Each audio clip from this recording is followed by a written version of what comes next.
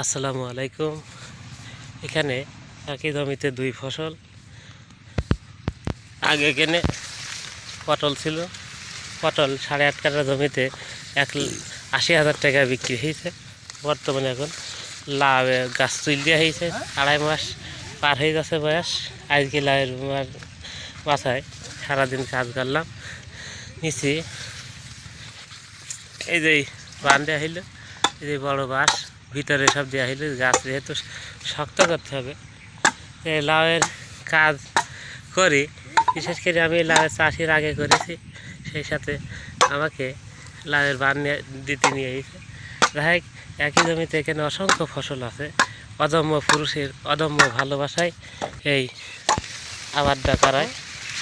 আর এই আবাদটা করলে হয় কি, যখন সারা বছরই সবসময় টাকা থাকে, বিশেষ করে পৌষ আর মাঘ সবসময় টাকা থাকে, সবসময় ফসল ওঠে, সবসময় হাতে টাকা থাকে। 80,000 টাকায় 7-8 মাসে বিক্রি হলো।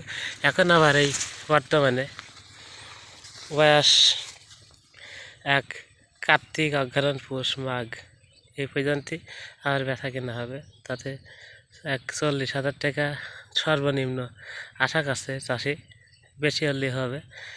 তবে প্রচুর গাছ আছে, গাছ খুব ঘন লাগাইছে, খুবই ঘন লাগাইছে, ডবল গাছ লাগাইছে। গাছ যদি খুব বেশি বাইরে যায় তাহলে গাছ কিছু কমিয়ে দেবে, এমনটি জানিয়েছেন চাষি।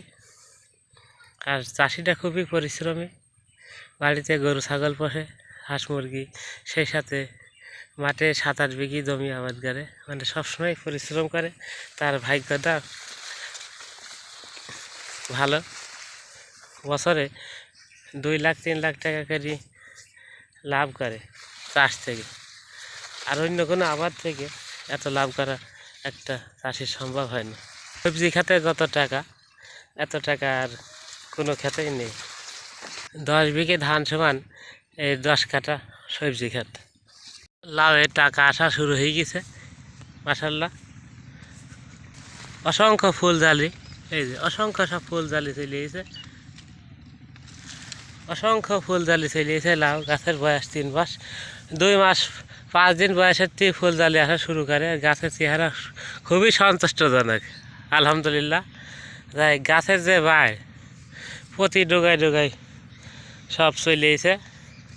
এখন খালি তুলবে আর বেচবে, খাবে তো সপ্তাহে একটা, হাজার বিক্রি হবে লাউ।